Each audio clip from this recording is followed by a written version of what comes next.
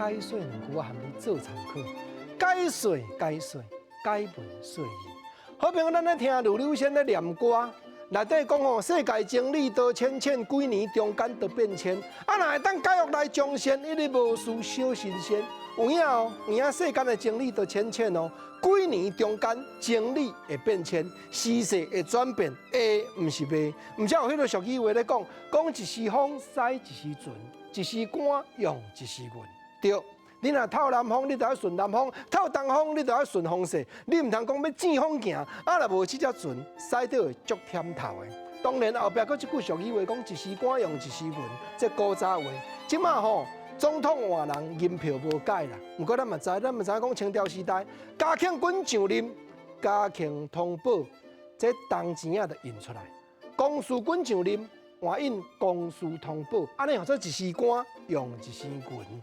当然，这句船甲运会斗句，原因就是俗语对倒位来，对泉州腔来。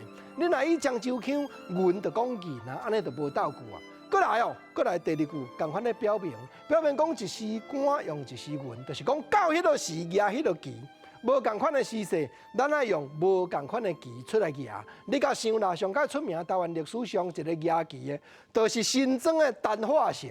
战争的时阵，伊就卡骨大机哩，无得去买鞋，老母甲扯一箱草鞋，夹伫咧颔棍，结果吼，伊压头期，战输期压翻头，大家咧走。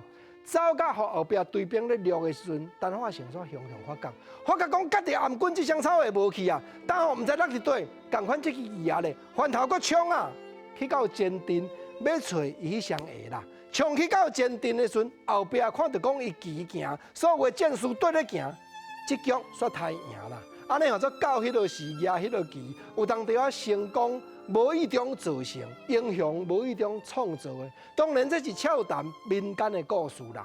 过来第三句，共款的表明啥？表明讲时到时长，无米才煮番薯汤。这无定讲毋是清朝的俗语，无嘛日本时代的俗语，因为都无米通好食，人艰苦，咱就爱煮番薯汤。番薯嘛会煮鸡。嘛会红，较食着较袂枵，你讲看有影无？总是时间到才来担当。啊，毋过这毋是叫人讲毋免准备，毋是哦。时到时长是讲，等到临急的时阵，你也会晓应变。毋过普通时啊，你往就爱训练，往就爱警觉。毋则佫一句俗语，介有道理。讲上山擒虎豹，落海斩高粱。你去到山内，虎豹四面围，你会惊无？